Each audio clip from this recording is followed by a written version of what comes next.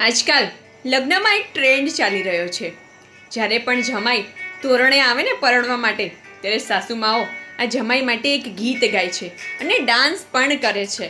અને ગીત કંઈક આવું હોય છે: મિથિલા કા કણ કણ ખિલા, જમાઈ રાજા રામ મિલા.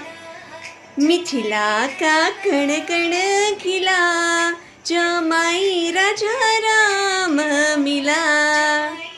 સારી વાત છે કે જમાઈને રામ ગણવામાં આવે છે, કારણ કે જમાઈ એક દીકરાની જ ગરજ સારે છે અને જમાઈ એ આપણા કાળજાના કટકાને સાચવે છે. આપણે આપણી દીકરીનું કન્યાદાન કરી અને એ જમાઈના હાથમાં આપણી દીકરીની જવાબદારી સોંપીએ છીએ. માટે જમાઈને રામ ગણવો ખૂબ સારી બાબત છે. પણ તો મારો પ્રશ્ન એ છે કે જો જમાઈ માટે સાસુમાં ગીત ગાઈ શકતા અને ડાન્સ કરી શકતા હોય, તો ક્યારે વહુ રાણી માટે કેમ ડાન્સ નથી કરતા અને ગીત નથી ગાતા? એવું પણ ગાઈ શકે ને કે અયોધ્યા કા કણ કણ ખિલા, વહુ રાણી સીતા મિલે.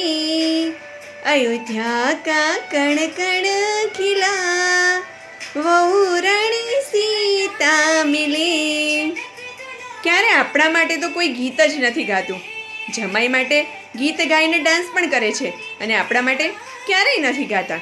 અરે, જમાઈ તો 4 દિવસ સાસરે આવે છે અને ખાટલે ને પાટલે જ રહે છે, જ્યારે વહુ પોતાના 20-22 વર્ષના સંબંધને છોડી અને તમારા દીકરાની પાછળ આવે છે, તમારા દીકરાનું ઘર વસાવવા માટે. તો પછી ક્યારેક તેમને પણ ખુશ કરવા માટે ગીત ગાઓ.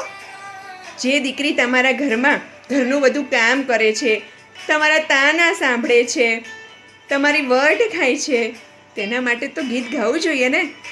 તમારો શું વિચાર છે? કમેન્ટમાં જરૂરથી જણાવજો.